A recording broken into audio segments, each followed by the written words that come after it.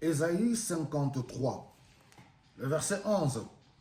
Après tant de troubles, il verra la lumière et sera satisfait. Par sa connaissance, mon serviteur juste procurera la justice à beaucoup d'hommes. C'est lui qui portera leurs fautes. Voilà pourquoi je lui donnerai sa part au milieu de beaucoup et il partagera le butin avec les puissants parce qu'il s'est dépouillé lui-même jusqu'à la mort et qu'il a été compté parmi les criminels parce qu'il a porté le péché de beaucoup d'hommes et qu'il est intervenu en faveur de coupables. Nous prenons Jean au chapitre 20, les 8 premiers versets. Tôt le matin, tôt le dimanche matin, alors qu'il faisait encore nuit, Marie de Magdala s'est rendue au tombeau. Elle vit que la pierre avait été ôtée de l'entrée du tombeau. Elle courut alors trouver Simon-Pierre et l'autre disciple, celui qu'aimait Jésus, et leur dit, « On a enlevé le Seigneur de son tombeau et nous ne savons pas où on l'a mis. » Pierre et l'autre disciple partirent et se rendirent au tombeau. Ils couraient tous les deux, mais l'autre disciple courut plus vite que Pierre. Et arrivant le premier au tombeau, il se baissa pour regarder et vit les bandes de lin posées à terre, mais il n'entra pas.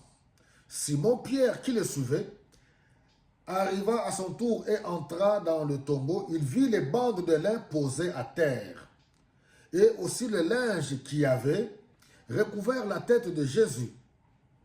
Ce linge n'était pas avec les bandes de lin, mais il était enroulé à part, à une autre place. Alors l'autre disciple qui était arrivé le premier au tombeau entra aussi et il vit et il crut. C'est ça la chose la plus importante. Comment réagir face à l'inexplicable de la résurrection? L'autre disciple, quand il a vu, lui, il a cru. Heureux ceux qui croient sans avoir vu. Lui, il a vu. C'est pas qu'il a vu le Seigneur, mais il a vu.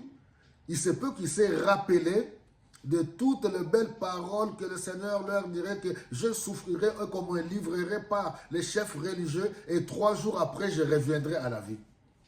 Que faire face à la résurrection? Le Seigneur t'offre encore l'opportunité aujourd'hui.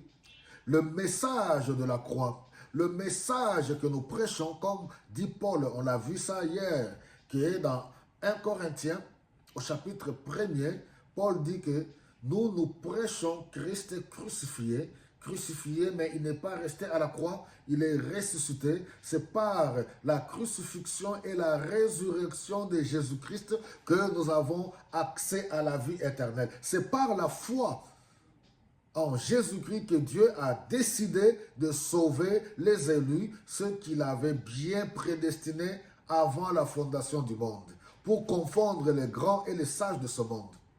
Le message de la croix, Jésus-Christ, puissance et sagesse de Dieu. Que faire face à l'inexplicable de la résurrection? Oui, il y en a qui vont se moquer. Il y en a qui continuent à dire, oui, il n'a jamais été, il n'est jamais ressuscité. Certains disent qu'il n'a jamais vécu. Les gens se moquent. C'est pas grave. Mais nous avons cru. Nous croyons et nous continuerons à croire que Jésus-Christ est réellement ressuscité d'entre les morts. Mort, où est ton aiguillon? Jésus a vaincu la mort à la croix de Golgotha. Oui, il est revenu à la vie. Que le Seigneur vous bénisse abondamment.